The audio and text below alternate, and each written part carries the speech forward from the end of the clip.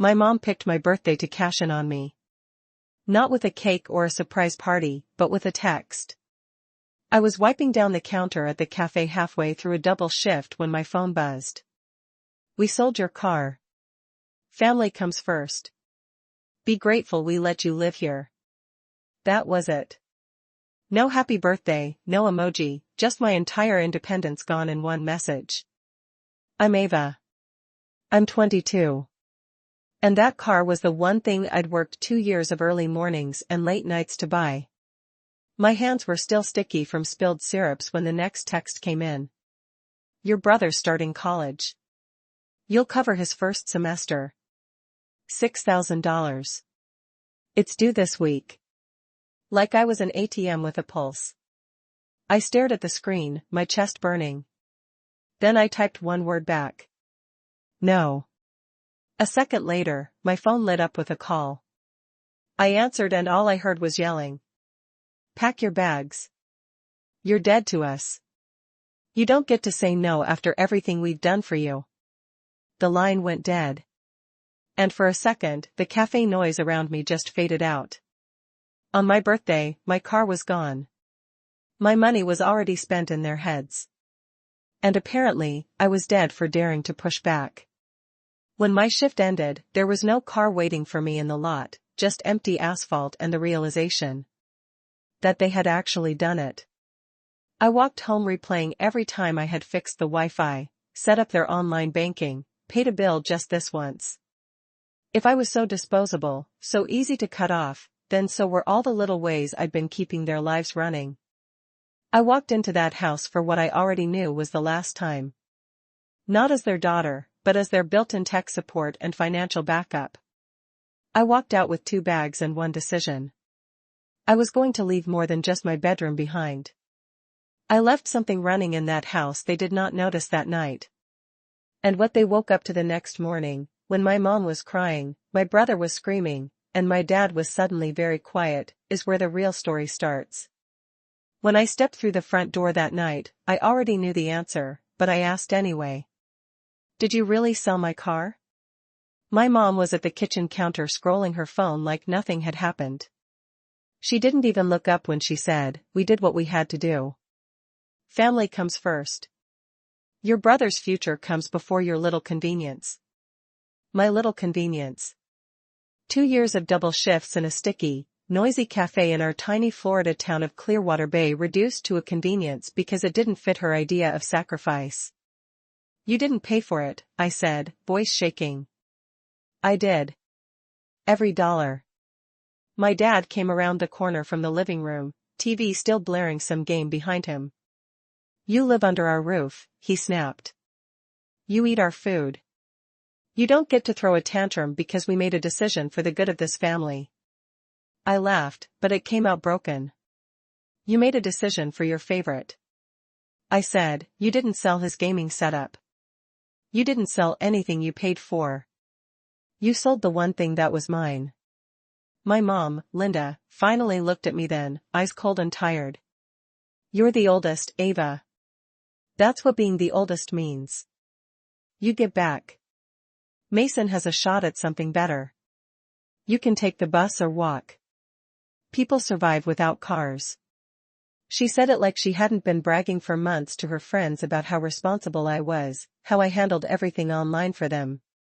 "You could have asked me," I said. "You didn't have to decide my money and my car belonged to him." My dad, Gary, stepped closer, that vein in his neck popping. "We don't have to ask permission of a child," he said. "We kept you afloat for 22 years. $6,000 in a used car is nothing compared to what we poured into you. You owe this family." There it was. Not love, not gratitude, a ledger. I looked at the man who had screamed that I was dead to him over the phone and realized he meant it. In his mind, I was just a tab to collect on. "If I'm dead to you," I said quietly, "then stop spending my life." I turned and walked down the hall to my room, his hand brushing my shoulder a little too hard as he tried to block me. It wasn't enough to knock me over, but it was enough to make me angry instead of scared. That was their mistake. Anger made me clear. I closed my door and started pulling my life off the shelves and out of drawers. Clothes into a duffel bag, laptop, external hard drive, the little jewelry box my grandma Evelyn gave me before she moved to the city, the envelope with my last paycheck, and the printout showing how much I'd put down on that stupid hatchback. I grabbed the chargers, my passport, my social security card, anything that said I existed outside this house. My phone buzzed in my hand as I worked. It was Jenna, my best friend, replying to a text I'd fired off between customers at the cafe.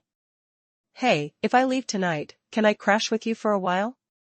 Her answer popped up. "Yeah, no questions. Just come." I stared around my room at the familiar mess of a life I'd been told I should be grateful for. The thing is, I wasn't just the extra paycheck in this house. I was the password keeper, the bill payer, the one who set up online banking because my parents didn't trust computers. The one who fixed the Wi-Fi every time my dad cursed at the router. The one who signed up for autopay so the lights didn't get shut off during storm season. They kept saying I owed them, but quietly I'd been paying them back for years with my time, my labor, and my logins. If I was so ungrateful, so selfish, so dead to them, then they didn't get to keep using me. I zipped up the second bag and opened my door. My mom was waiting in the hall, arms folded. "You're not really leaving," she said. "You're being dramatic. You'll calm down and apologize." My dad stood behind her, blocking the path like a bouncer. "Put the bags back," he ordered. "You're not walking out to punish us because we did what parents do." I looked at both of them, memorizing the way they stared at me like I was the problem they had to manage. "I'm not punishing you," I said. "I'm just finally believing you." I shifted the strap higher on my shoulder and walked straight past my dad. He put a hand out like he might shove me again, but this time he froze as if he realized I was actually going. I stepped out into the humid night air of Clearwater Bay and texted Jenna. "On my way." As I waited for her car at the end of our street, I pulled up the list on my phone of every account, every bill, every login I controlled for this house.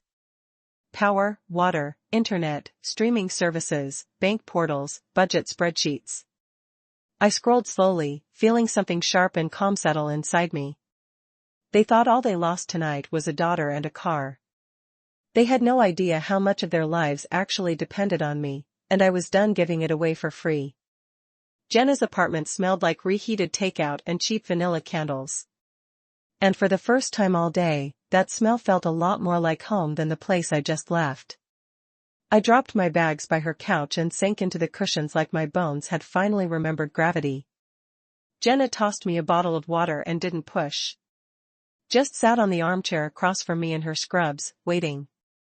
I told her everything in one long breath.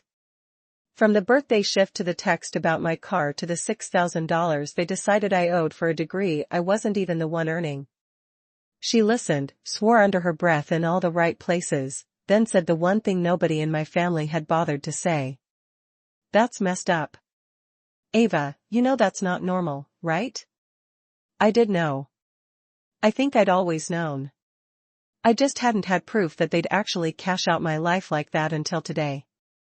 After the adrenaline wore off, what was left wasn't just hurt. It was this cold, organized kind of anger that made me want to start sorting things instead of screaming about them. I pulled my laptop out of my bag, opened it, and stared at the familiar icons lighting up the screen. For years, my parents had shrugged and handed me every piece of mail and every password, saying things like, "You're good with computers. You handle it." And, "We don't trust putting our information online, but if you're doing it, it's fine." They hated technology until it made their lives easier. I'd link their utilities, their bank, their card statements, their paychecks, all to dashboards and apps. That pinged my email when something was due. I did it not because I loved the work, but because I hated that panicked feeling of coming home to a shut-off notice taped to the front door. "What are you doing?" Jenna asked, watching the screen. I was moving every cent that was mine into a separate account I'd opened months ago just in case. My tips, my wages, the money I'd saved for that hatchback, all of it had been funneling through a joint. Account I naively agreed to because my mom insisted it was easier for bills. Easier for her? Sure. Not anymore. I left their direct deposits, their money untouched. I wasn't interested in stealing. All I wanted was my own work back in my own hands. Then I opened up the utility portals, power, water, internet. I was the primary email on all of them. I removed my card information, turned off autopay, and updated the contact email to the one address. They never checked and had always ignored notifications from. They would still get physical mail. They would still be able to log in if they bothered to reset their passwords. But I wasn't going to be the one catching every late notice for them anymore. It felt less like sabotage and more like finally dropping a box I'd been forced to carry alone. Jenna watched all of it with raised eyebrows. "You're sure this isn't going to come back on you?" she asked. "I'm not touching anything that's theirs," I said.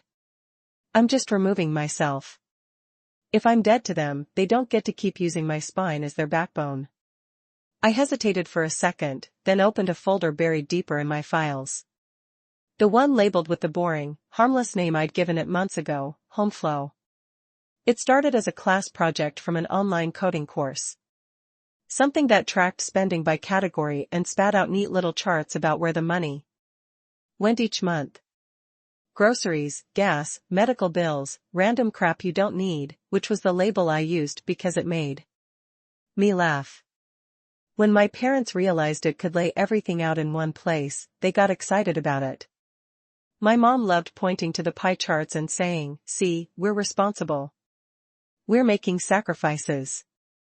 She never minded me tracking their numbers as long as the story the app told made her look good. The thing is, numbers don't care about stories.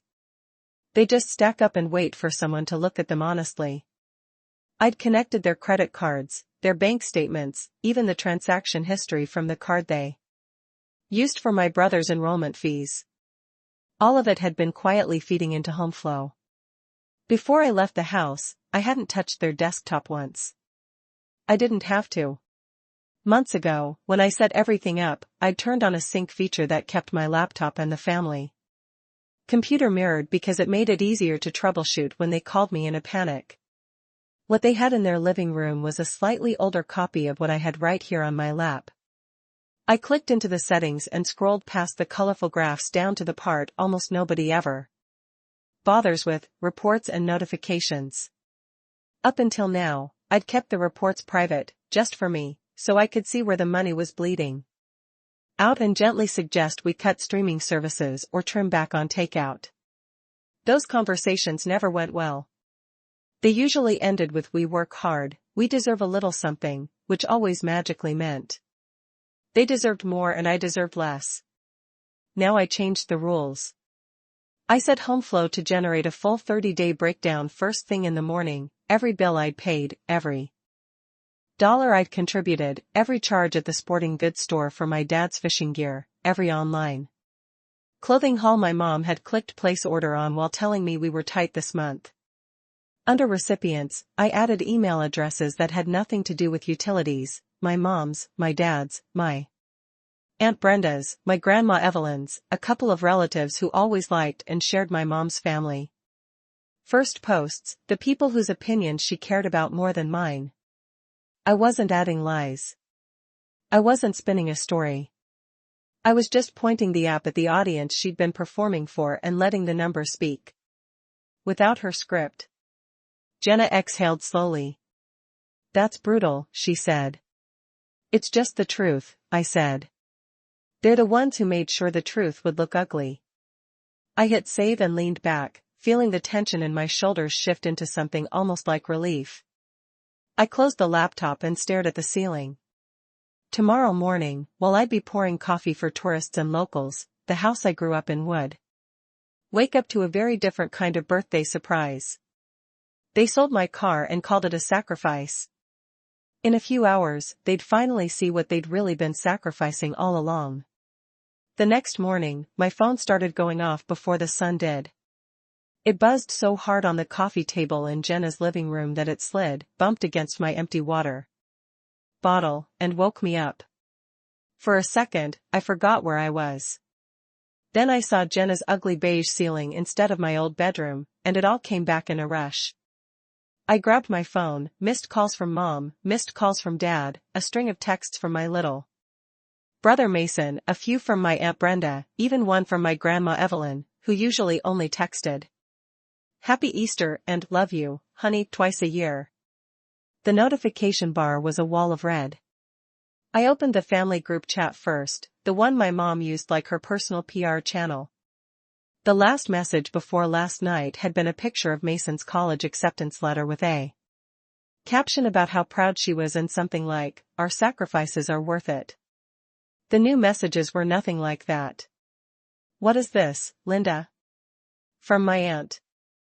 "Why does this thing say Ava paid half your mortgage for 3 months?" From another relative. "Are these numbers real?" From my grandma. Above all of that, there was a forwarded email I recognized instantly. Clean white background, blue header, the logo I had thrown together for my little project. Homeflow monthly breakdown underneath lines and charts and percentages. Under the Collins household, my app had laid everything out in brutal simple rows. My contributions in one column, my parents in another. What went to actual bills in green? What went to discretionary spending in red? Date stamps, amounts, categories like utilities, groceries, tuition, and my personal favorite, non-essential leisure, which is where my dad's fishing gear and my mom's online shopping trips lived. Someone had hit reply all. That someone was Brenda. I thought Ava was barely helping out. "Linda," she'd typed, "because this looks like she's been keeping you two afloat." I could practically hear her voice through the text, tight and hurt. I flipped over to Mason's messages. The most recent one was in all caps. "What did you do?" Then another right after, "Mom is crying her eyes out." And then, "Dad is outside yelling at the neighbor about some stupid computer and false numbers." I rubbed my face and typed back. "I didn't fake anything. It's literally your bank and card statements. Those numbers are theirs." 3 dots appeared, then disappeared, then appeared again as he tried to figure out what to say. While I waited, I picked a random call and answered. It was Aunt Brenda. She did not bother with hello. "Ava, sweetie, are you safe?" she asked, voice shaking. I said, "Yes, I was with Jenna." "Good," she said, and I heard her exhale like she'd been holding her breath all morning. Then her tone changed, sharper. "Now you tell me, did your parents really sell your car to pay Mason's tuition after you paid for most of it yourself?" That word most stung. "All," I said. "I paid for all of it. They registered it in Mom's name to save on insurance, and then they sold it without asking me." The app just shows how often something like that has happened. Brenda was quiet for a beat. In the background, I heard dishes clinking and the low hum of her bakery. "Your mother told us you stormed out because you didn't want to help your brother," she said finally. "She said you refused to contribute anything and she was tired of your attitude." I laughed and there was no humor in it. "She's known the passwords to that app for months." I said she's seen the charts every time I tried to talk about cutting back. She liked looking at the parts that made her feel noble. She just didn't expect anyone else to see the rest. Brenda swore softly. "Your grandma got that email," she said. "So did Doug. So did half the people your mom brags to. Your dad is in the yard right now yelling that some hacker broke into their finances."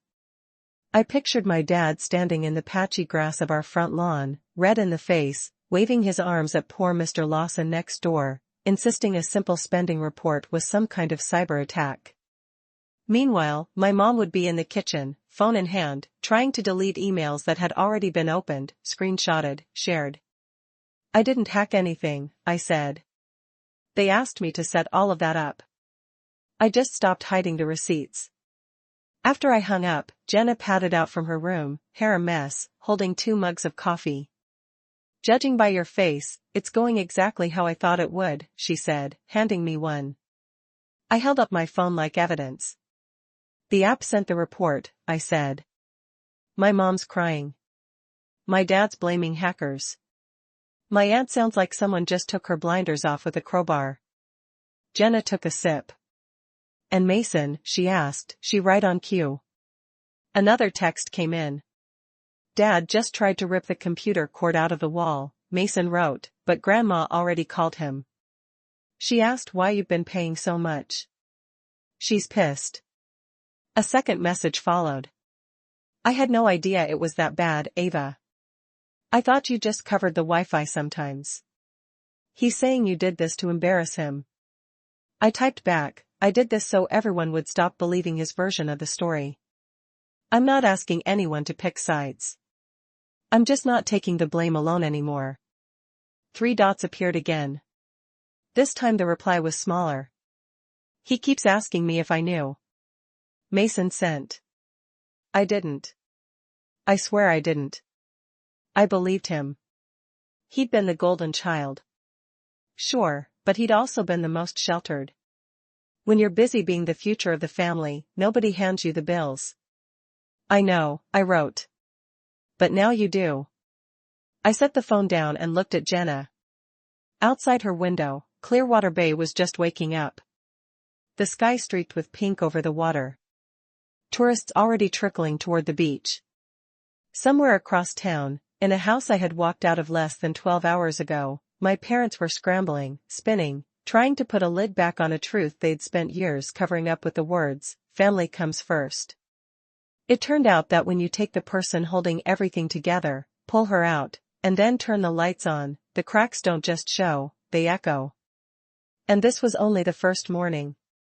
By the time I finished my shift that afternoon, my phone looked like it had been through a war. The family chat was no longer just confused questions. It was full-on damage control. My mom was firing off messages about misleading data and Ava twisting things, trying to shove the numbers back into a story that made her the martyr again. But now there were screenshots in the mix, circled totals, highlighted lines where my name and my card showed up next to mortgage payments, utility bills, and Mason's enrollment fee. My Aunt Brenda had dropped the politeness. Linda, it literally shows Ava's card number. She wrote, that's not helping a little with Wi-Fi. That's paying your electricity. One of my cousins, who never said anything in the chat, finally chimed in with, wait, you guys told us you were covering everything on your own. We offered to help and you said no. My mom rattled off something about pride and not wanting to burden anyone. My dad, of course, sent a voice message instead of typing. His voice was tight and furious as he insisted the app doesn't capture everything and Ava's leaving out the support we gave her. I didn't bother listening twice. The story was the same as always. We fed you. We clothed you. We put a roof over your head. Therefore, every sacrifice you make is just paying us back with interest. I was in the tiny employee break room at the cafe, staring at the flood of messages when Mason walked in. For a second, my brain lagged. Seeing him there in his faded hoodie and backward cap, looking smaller than I remembered, even though he was technically taller than me now, felt wrong in this space that had always been mine. Hey, he said, hovering in the doorway like he wasn't sure if he was allowed to come in. Jenna told me what shift you were on. I biked over. I glanced at the clock. You rode your bike all the way from the house? I asked. He shrugged. Dad took the truck, he said. Mom's car is blocked in because Doug parked behind us when he came over to yell. He tried to make it a joke, but his eyes were red like he'd either been crying or yelling or both. I motioned for him to sit. So I said, you saw the email. He laughed once, a sharp exhale. Saw it, he said. Grandma printed it. She showed it to Dad on FaceTime and asked him why his daughter was paying his mortgage while he was telling everyone she was selfish. I blinked. The mental picture of my tiny grandmother holding up a stack of paper to the screen like evidence in a trial nearly made me smile. How did he take that? I asked. Badly. Mason said he smashed his coffee mug in the sink. Then he told Grandma you were manipulating the numbers. She told him numbers can't be manipulated if they come straight from his bank and told him to stop insulting her intelligence. For the first time, I felt a flicker of vindication that had nothing to do with revenge and everything to do with not feeling crazy. "What about Mom?" I asked. He looked down at his hands. "She's been crying all day," he said, calling everyone, trying to explain, but nobody's buying it. Aunt Brenda came over and asked her to her face why she never mentioned you paying so much, why she told everyone you were just freeloading. He swallowed. "Mom said you insisted on paying extra, that you wouldn't take no for an answer." I almost choked. "Yeah, because I didn't want the power shut off," I said. "I didn't want you waking up in a house with no AC in August because they forgot to mail a check." "I know," Mason said quickly. "I know that now." He picked at a loose thread on his sleeve. "They keep asking me if I knew. Grandma asked me if I saw you paying online." I didn't know what to say. "I'm not blind, Ava. But they never told me anything. They just said we were all struggling and that you didn't really understand how much things cost." The irony of being painted as the one who didn't understand money when I was the one watching every dollar move through their accounts hit hard. "Do you want to know the part that really made Grandma mad?" Mason asked. He pulled out his phone, scrolled, and held it out to me. It was a screenshot of a single line item highlighted in yellow. It wasn't the mortgage or the electric bill. It was a series of purchases from a sporting goods store and an online clothing site stacked back to back a few days after I'd covered their past due notice on the power bill. Next to that, in the report notes, HomeFlow had flagged discretionary spending increased 40% this week after essential bills paid by secondary user. My app didn't judge. It just reported behavior, but for someone like Grandma, seeing after essential bills paid by secondary user next to a spree of treats had clearly hit a nerve. She asked Dad, "So, you had money for fishing poles and new purses, but not for your own light bill?" Mason said quietly. He didn't have an answer. I sat back, letting that sink in. For years, I'd been gaslit into thinking I was overreacting, that maybe I was being dramatic for feeling used. Seeing it spelled out in plain language for the people they respected made me feel, for once, like I wasn't standing alone in a funhouse of warped mirrors. "What do you want, Mason?" I asked finally. Like actually want, not what they want you to say. He fidgeted, then blurted, "I don't want to go to Coastal State for business." He avoided my eyes. I told them that in the car once. Dad turned the radio up and said, "You'll thank me later." Mom cried and said we were all sacrificing so I could have a real chance. He looked up finally and he just looked tired. "I like drawing. I like designing things. I wanted to go to the community college downtown, take art and design classes, maybe learn game development. But every time I brought it up, they said, we're not wasting money on some hobby. Business is stable." I let that hang there. The same way that had sold my car for his future while buying themselves toys and calling it stress relief. "So, right now," I said slowly, "they're trying to guilt me over $6,000 for a degree you're not even sure you want with money I already gave them in rent and bills." Mason winced. "Yeah," he said. "When you say it like that, it sounds honest." I offered him a sip of my coffee. He huffed a laugh. "Look," he said, leaning forward, urgency in his face. "I didn't come here to ask you to fix it. I swear. I just needed you to know I'm not okay with what they did. To you or to me. Dad told me this morning that if I don't back him up when he talks to Grandma, he'll cut me off, too.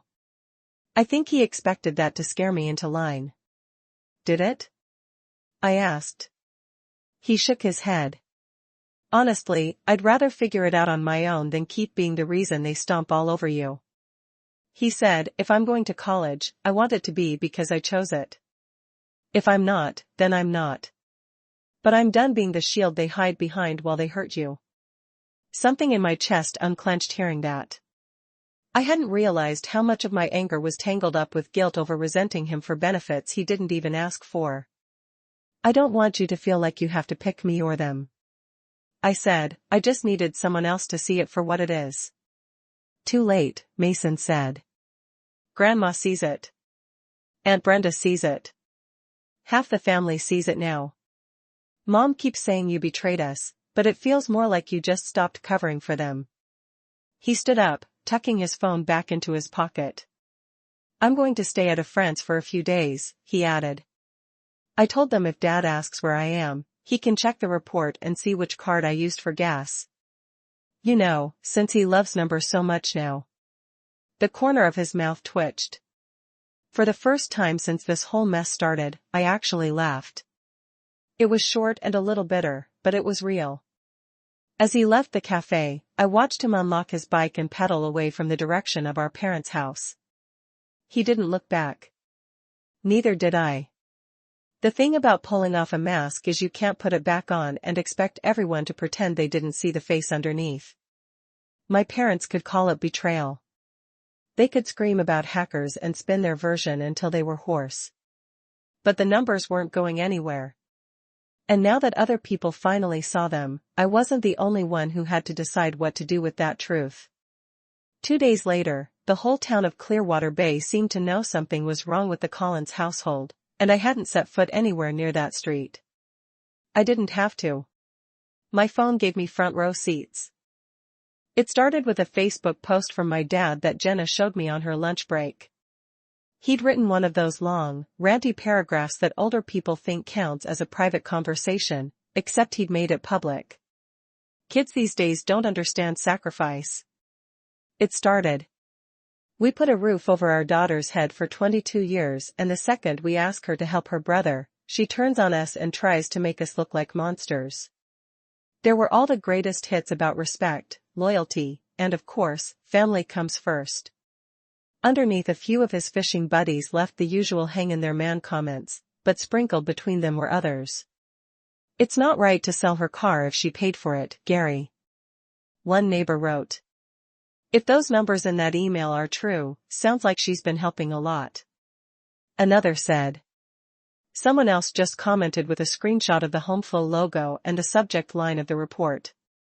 No words, like they didn't have to say the quiet part out loud anymore. I was wiping down a table when Mason's name flashed across my screen again.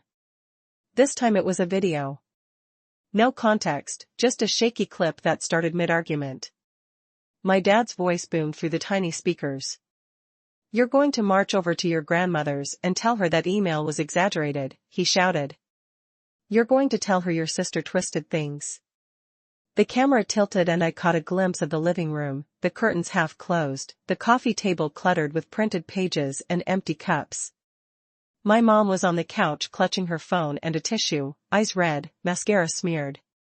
Gary, stop, she said, voice thin. This isn't helping. I'm defending my family, he snapped. I'm not letting some ungrateful child ruin my reputation over a bunch of online charts.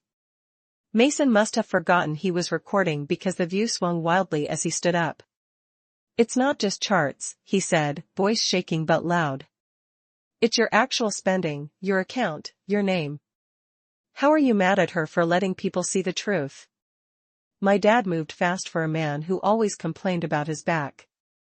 He got in Mason's face, close enough that even through the grainy video, I could see the flush on his neck. You watch your mouth, he growled. You think you're a man now? You think you can talk to me like that because your sister ran off and stirred up drama? Mason said something I couldn't quite hear, but I caught the word car and the phrase wasn't yours to sell. That's when my dad shoved him. It wasn't a full-on hit, but it was a hard, open-handed push to the chest, enough to knock Mason back into the edge of the coffee table. The phone jolted. The picture went sideways, and I heard my mom scream, Gary, followed by the scrape of furniture on hardwood. Then another voice cut in, one that made the hair on my arm stand up. What is wrong with you? Aunt Brenda yelled. The video finally settled just enough to show her standing in the doorway. Flour still dusted on her shirt like she'd come straight from the bakery. Behind her, Uncle Doug's big frame filled the hall. He looked like he'd rather be anywhere else in the world than right there. But he didn't move. He sassed me. My dad barked. He's been poisoned by his sister. They both have. She's turned everyone against us. Brenda stepped between him and Mason, who was rubbing his shoulder, trying to pretend that shove hadn't rattled him. "No," she said. And there was a finality to it I'd never heard before. "Ava didn't turn anyone against you. You did that when you took her money, sold her car, lied about it, and then screamed at her for not wanting to bankroll a college plan you forced on her brother. These reports didn't attack you. They just stopped hiding what you were already doing." My mom sobbed harder. "Brenda, please," she said, reaching out. "You know how hard we've worked. You know we've struggled. You don't understand the pressure we're under." Brenda shook her off. "I understand just fine," she said. "I also understand that when I offered to help, you said you had it under control and that Ava barely contributed. You let us judge her based on that. You let your own mother think she was selfish." As if summoned, my grandma's name popped up in a separate text on my screen. "He put hands on Mason." She wrote. I saw the end of it when Brenda called me. "I'm done making excuses for him." I watched the rest of the video in stunned silence. Doug finally stepped forward, not to stand with my dad like he usually did, but to stand next to Brenda. "You need to calm down, man," he said. "Shoving your kid around because you're embarrassed is not it." My dad turned on him, voice raw. "You, too?" he demanded. "You're going to take their side?" Doug spread his hands. "I'm taking the side of not assaulting your own son in front of half the family," he said. "And I'm taking the side of math. Those numbers don't lie." The video cut off after that, but the texts kept coming. Mr. Lawson, the neighbor, posted in the local community group asking if anyone could help the Collins family figure out how to access their online accounts because they seemed to be having a hard time with their computer. It was couched as a polite request, but everyone in town reads between the lines. In a place like Clearwater Bay, the fastest currency isn't money, it's reputation. And my parents had just taken a massive hit. Back at Jenna's, we watched the social media threads unravel like a slow-motion car crash. People asked gentle questions at first, then sharper ones as more screenshots and half-heard stories leaked out. My dad replied to a few comments, insisting the app was biased and that it didn't show how much he'd given us emotionally. Someone responded, "You can't pay the light bill with emotional deposits, Gary." Jenna laughed out loud at that one. Then clapped a hand over her mouth. "Sorry," she said. "I know this is your family. It's just they really thought nobody would ever call them out, didn't they?" I stared at my phone, feeling equal parts sick and vindicated. "They built everything on the idea that nobody would ever see the receipts," I said. "They thought family meant they could do whatever they wanted and we'd just keep smiling in pictures." That night, Mason sent one more text. "Staying with a friend for a few days," he wrote. "Grandma offered to come get me, but I told her to wait. I don't want her in the crossfire." A few minutes later, he added, "Dad said if I walk out, I'm choosing you over them." I told him I'm choosing not to get shoved again because he can't handle being wrong. I told him he could stay with Jenna and me if he needed to. He sent back a simple "I know" and a heart. When I finally closed my eyes in Jenna's dim living room, the hum of her old fridge in the background, I knew this wasn't over. My parents would keep spinning, keep clawing at whatever control they had left. They still hadn't figured out exactly how that bland little program on their computer had outed them to the whole family. They thought they were just dealing with one bad email. They hadn't realized yet that HomeFlow was still quietly watching, still logging, still ready to send the next report to the same inboxes they were desperately trying to clean up. They'd spent years telling me family comes first. In the morning, they were going to learn what it felt like when the truth came first instead. And there was no delete button big enough to make it go away. Sunday morning, the town was quiet in that way it always was before church and boat engines, but my phone wasn't. I was in the back of the cafe restocking cups when it started buzzing nonstop again. I glanced at the clock. 8 a.m. Right on schedule. HomeFlow's second report had just gone out. The first one had detonated inside the family. This one went wider. Last night after Jenna went to bed, I'd sat on her couch and adjusted one small setting. Recipients, same list. Frequency, weekly. Additional summary, include any new late fees, overdrafts, or past due notices since the last report. I didn't add any commentary. I didn't have to. The system just did what it was designed to do. Show the truth in numbers. I wiped my hands on my apron and checked my messages. Mason had sent a video again, this time with the caption, "You did say the next morning, right?" I hit play. The shot was shaky, like he'd propped his phone against something on the counter. I saw our kitchen, the one I grew up in, now looking like a crime scene made of paper. Printed emails, bills, and bank statements covered the table. My mom was standing in the middle of it, phone in one hand, the other pressed to her mouth as she cried. Not a delicate tear trickle, but full-body sobs that shook her shoulders. "They all got it again," she wailed. My Bible study group, the ladies from work, even Pastor Dan. Why would she do this to us? In the background, I heard my dad yelling from outside. Mason moved the camera toward the window.